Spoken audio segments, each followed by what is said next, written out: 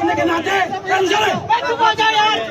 कोई आदमी बात कर रहा है बिल्कुल मूर्ख हुए। जब पुलिस 151 की कार्रवाई में 4 दिन भेज सकती है तो इसमें तो संक्रांति 26 तारीख का समय क्यों दिया गया? बिल्कुल क्यों गिरफ्तारी नहीं हुई? और जब उसमें फौज में मर्डर आ गया, तुमने उसमें कार्रवाई करके चाहे वो जमान कराता, तुमने क्यों गिरफ्तारी करी है? बताओ। जो नहीं ऐसा है। अरे नहीं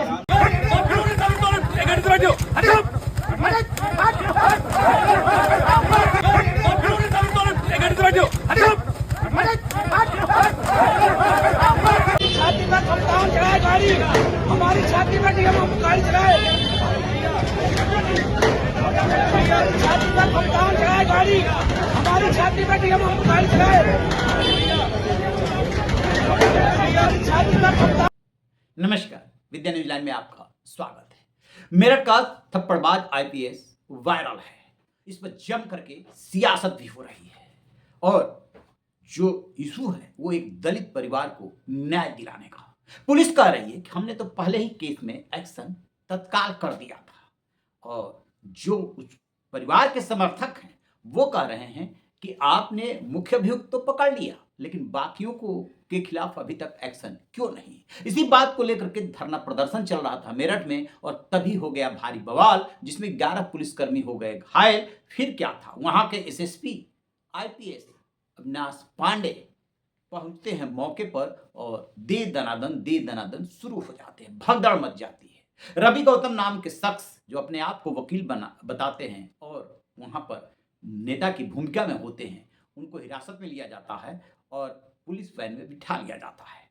तब उसके बाद एसएसपी सबको भगाते हैं और भगाने के बाद रुख करते हैं वैन की तरफ, उसको खोलते हैं, खोल के घुसते हैं और फिर उनको भी एक के बाद एक कई थप्पड़ जड़ देते हैं।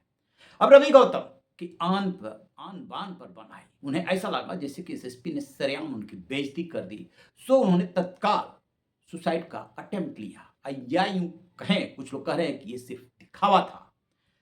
अब उन्होंने अटेम्प्ट लिया या दिखावा था ये तो वही बेहतर जानते हैं, लेकिन तभी वहां पर जो पुलिसकर्मी थे वो सतर्क थे और उन्होंने उनको ऐसा करने से रोक दिया। इसमें दो सवाल है कि एसएसपी ने जो कुछ भी किया उसे क्या जायज ठहराया जा सकता है, और दूसरा यह कि जो प्रदर्शनकारी हैं वो जो कुछ भी कर रहे थे क्या वो सब कुछ जायज था, क्योंकि पहले कमिश्नरी में गेट पे कर रहे थे, फिर जो है आ गए कचहरी कलेक्ट्रेट के गेट पे और रास्ता बंद कर दिया था।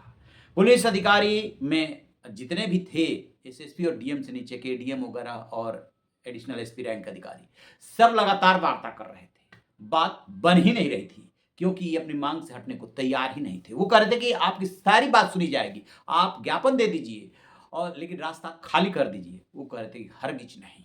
यहीं पे बात बिगड़ गई। जैसे ही एसएसपी को ये बात बताई गई, उन्होंने आओ देखा ना ताओ तुरंत पहुंचे मौके पर, क्योंकि सारे ऑफिस जो है आस ही पास है ये, और वहां पर उन्होंने जा करके कुछ इस तरह का माहौल बनाया कि भगदड़ मच गई। भगदड़ मचने के बाद उन्होंने बड़ा अपना तीखा तेवर दिखाया और जो रवि गौतम थे जो नेतागिरी कर रहे थे उनके हिसाब से उनको भी उन्होंने दे दनादन एक के बाद एक कई थप्पड़ जड़ दिए। इनके बारे में कहा जाता है कि मारते बहुत हैं गिनते कम हैं, सो वो सुर्खियों में आ गए हैं। अब इसके बाद सियासत तो होनी ही थी, सो सियासत हो रही है। जबरिया आईपीएस से रिटायर किए गए हैं अमिताभ ठाकुर, उन्होंने राष्ट्रीय मानवाधिकार में इसकी शिकायत की है। वो कह रहे हैं कि हिरासत में लिए गए व्यक्ति पे आप थप्पड़ कैसे मार सकते हैं। उधर समाजवादी पार्टी के प्रमुख अखिलेश यादव है कह रहे हैं कि जिस प्रदेश का मुखिया अग्निकांड के बाद शिकायत कर रही मां को कह सकते हैं कि भाषण मत दीजिए, तो नीचे के जो अफसर हैं वो उनसे क्या सीख लेंगे, यही तो लेंगे। और कह रहे हैं कि इस मामले में न्याय होना चाहिए, एक्शन होना चाहिए। चंद्रशेखर रावण है वो कह रहे हैं कि एक भी दोषी बचना नहीं चाहिए, जांच निष्पक्ष होनी चाहिए। परिवार से मिलने जाऊंगा, वो बहुत संतुलित उन्होंने बयान दिया है। इस तरीके से बयानबाजी शुरू है लेकिन पूरा सोशल मीडिया इस पर अटा पड़ा। अब नियम कानून क्या कहता है? नियम कानून के मुताबिक न तो आप रास्ता बंद कर सकते हैं और धरना प्रदर्शन करने से पहले अनुमति ली जाती है, और दूसरी तरफ जो पुलिस ने किया है वो भी ठीक नहीं है, क्योंकि जिसको आपने हिरासत में ले लिया उसके साथ आप मारपीट नहीं कर सकते। मारपीट तो किसी के साथ आप नहीं कर सकते। तो गलती तो दोनों की है, लेकिन जब दोनों अपने जिद पर अड़ेंगे तो फिर क्या होगा? वही होगा जो मेरठ में हुआ। अब सुनिए, कप्तान साहब जो है पूरे घटनाक्रम के बाद ठंडे दिमाग से सोच समझ करके अब क्या कह रहे हैं। देखिए 15 मई को थाना टीपी नगर से एक महिला चली गई थी, जिनके बारे में उनके परिजनों द्वारा 16 मई को गुमशुदगी दर्ज कराई गई थी। 17 मई को उनका शव थाना रोहटा के एक ग्राम से, जहां की वो रहने वाली थी, वहां से बरामद हुआ था। तत्काल शव की शिनाख्त की गई थी। सीसीटीवी के ट्रेल के आधार पर जिस भी व्यक्ति के साथ वो जाते दिखाई पड़ी थी उसको गिरफ्तार किया गया था। प्रकरण में यह संज्ञान में आया था कि इनकी पूर्व से जान पहचान थी एवं आपसी विवाद को लेकर इस लड़के ने उनकी हत्या कर दी थी। इस लड़के का भाई और खेत का मालिक, जिन्होंने साक्ष्य मिटाने में इस लड़के का मदद किया था, उनको भी पुलिस ने अपनी तरफ से ही मुकदमे में नामजद किया था। इस मुकदमे की विवेचना क्षेत्राधिकारी ब्रह्मपुरी के द्वारा की जा रही थी। इनके द्वारा लगातार जो भी पीड़ित पक्ष है उनसे बात की जा रही थी। कल भी वो उनके घर गई थी और जितने परिजन हैं उनके द्वारा विवेचना पर संतुष्टि भी जताई गई थी, जिसके वीडियो साक्ष्य भी हम लोगों के पास मौजूद हैं। परंतु कुछ आपराधिक तत्वों के द्वारा, जिसमें कि एक व्यक्ति दिग्विजय सिंह भाटी, जो कि भारतीय किसान यूनियन BR अम्बेडकर गुट कोई अपने आप को उसका राष्ट्रीय अध्यक्ष बताते हैं, जो कि अमरोहा से, जिन पर 9 मुकदमे हैं, जिसमें मैं आपको बताना चाहूँगा कि SC/ST एक्ट का केस भी उनके ऊपर लगा हुआ है और वो अमरोहा से जिला बदर हैं। उसके अलावा नोएडा के एक रवि गौतम, जिन पर 4 मुकदमों का आपराधिक इतिहास हमें मिल चुका है, अन्य की जानकारी की जा रही है। एक अन्य व्यक्ति जिस पर राष्ट्रीय सुरक्षा कानून के तहत भी कार्रवाई की जा चुकी है। ऐसे व्यक्तियों के द्वारा भोले भाले लड़कों को, जिसमें कई नाबालिग लड़के भी शामिल थे, जिनसे हमने जब बात की तो उन्हें प्रकरण का ABCD कुछ भी नहीं पता था कि क्यों हमें यहाँ पर बुलाया गया है। उनको भड़काकर पहले सभी लोग शांतिपूर्वक कमिश्नरी पार्क में बैठे हुए थे। सभी अधिकारियों द्वारा उनसे वार्ता की जा रही थी। उनसे ये भी कहा गया था कि जिसको भी ज्ञापन देना है या जो भी विवेचनात्मक बिंदु आप चाहते हैं वो हमें लिख के दे दीजिए। उस पर कुछ लोग राजी भी थे, लेकिन इन आपराधिक तत्वों के द्वारा उन्हें भड़काकर कलेक्ट्रेट के गेट के सामने रोड जाम की गई, जिससे आने जाने वाले लोगों का आवागमन बाधित हुआ। जितने अधिकारीगण हैं उनका आवागमन बाधित हुआ। इनसे लगातार वार्ता जारी रही, लेकिन बहुत लंबा समय निकल जाने के बाद में और सारी चेतावनी इन्हें दिए जाने के बाद में इनको आवश्यक न्यूनतम बल का प्रयोग कर वहां से हटाया गया है। बारे में भी हमारे पास ऑडियो रिकॉर्डिंग और सम्यक साक्ष्य मौजूद हैं कि कुछ लोगों द्वारा जो पीड़िता का भाई है उसे लगातार प्रलोभन दिए जा रहे थे, कई प्रकार के प्रलोभन दिए जा रहे थे। यह भी सामने आया है कि पूर्व में भी इनके द्वारा प्रलोभन देकर कई लोगों से ऐसे कुत्सित कृत्य कराए गए थे। उसके संबंध में भी साक्ष्य का संकलन किया जा रहा है। खान साहब कह रहे हैं कि इस पूरे मामले में एक्शन हो गया था। सिलसिलेवार वो बताते हैं किस तरह से 15 मई को वो महिला ललिता गौतम अपने पूर्व परिचित के साथ जाती हुई दिख रही हैं। इसके बाद 17 मई को उनकी बॉडी बरामद होती है। नियमानुसार जांच बिठाई जाती है और तत्काल एक्शन कर लिया जाता है, गिरफ्तारी हो जाती है।